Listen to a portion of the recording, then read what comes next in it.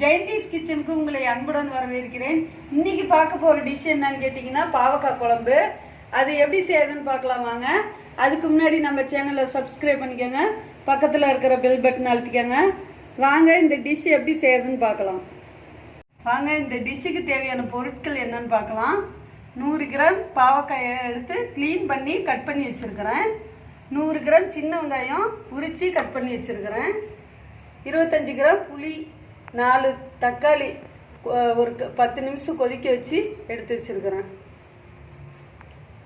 மல்லித்தூள், வீட்டில் அரைச்ச மல்லித்தூள் 3 ஸ்பூன், சாம்பார் பொடி 1 ஸ்பூன், மிளகாத்தூள் 1/2 ஸ்பூன், மஞ்சத்தூள் 1/4 ஸ்பூன், பூண்டு ஒரு முழு பூண்டு உரித்து வச்சுருக்கிறேன். தேங்காய் ஒரு மூடி பால் எடுத்து வச்சுருக்கிறேன். வாங்க இந்த டிஷ்ஷு எப்படி செய்கிறதுன்னு பார்க்கலாம். கடாய் அடுப்பில் வச்சு 4 ஸ்பூன் ஆயில் விட்டுக்கலாம்.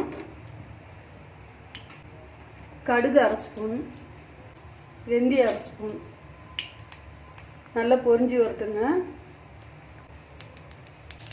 கடுகு நல்லா பொரிஞ்சிடுச்சு. இப்போ சின்ன வெங்காயம் கட் பண்ணதை இதில் போட்டுக்கலாம். நல்லா சின்ன வெங்காயம் பொன்னிறமாக நல்லா வரணும். அதுக்குள்ளே நம்ம புளியை கரைச்சி வடிகட்டி வச்சுக்கலாம். இப்போ புளியை நல்லா கரைச்சிக்கலாம், புளியும் தக்காளியும்.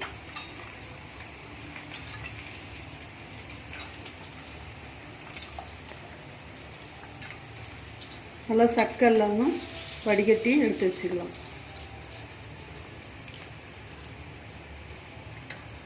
இதுமாரி எல்லாத்தையுமே வடிகட்டி எடுத்து வச்சுக்கலாம்.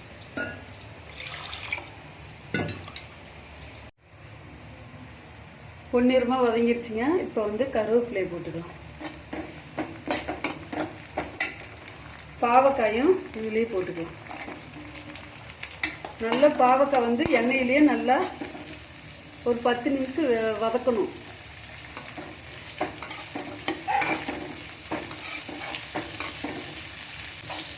பாவக்காய் நல்லா எண்ணெயிலேயே 10 நிமிஷம் வதங்கினா தான் நல்லா டேஸ்ட்டாக இருக்கும்.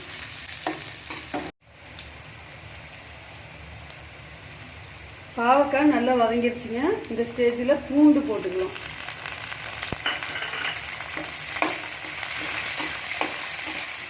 மஞ்சத்தூள் 1/4 ஸ்பூன் இதில் போட்டுக்கலாம். சாம்பார் பொடி,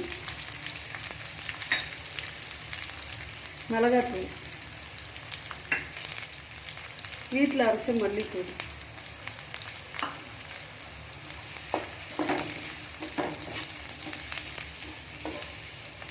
இதுலேயே நம்ம புளியை கரைச்சி வடிகட்டி வச்சுருக்கிறோம் பாருங்க.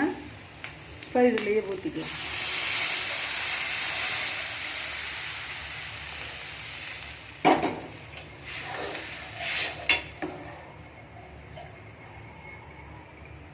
உப்பு தேவையான அளவு போட்டுக்கலாம்.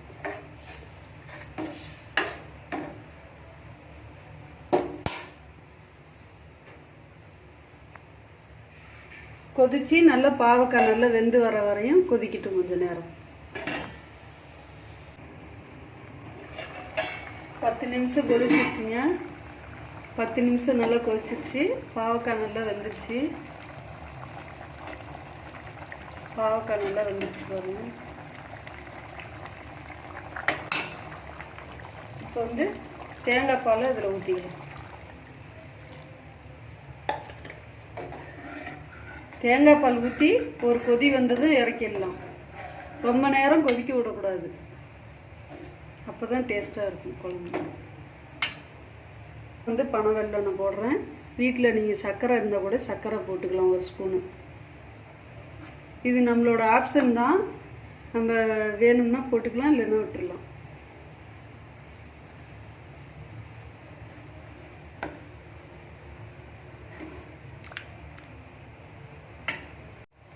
வெல்லம் போடுறது எதுக்குன்னா குழம்பு நல்லா டேஸ்ட்டாக இருக்கும்.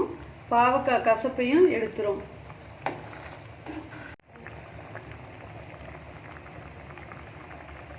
பாவக்காய் குழம்பு ரெடி ஆயிடுச்சுங்க. வீட்டில் செஞ்சு பாருங்கள். நம்ம சேனல் பிடிச்சிருந்தால் லைக் பண்ணுங்கள், ஷேர் பண்ணுங்கள், சப்ஸ்கிரைப் பண்ணுங்கள்.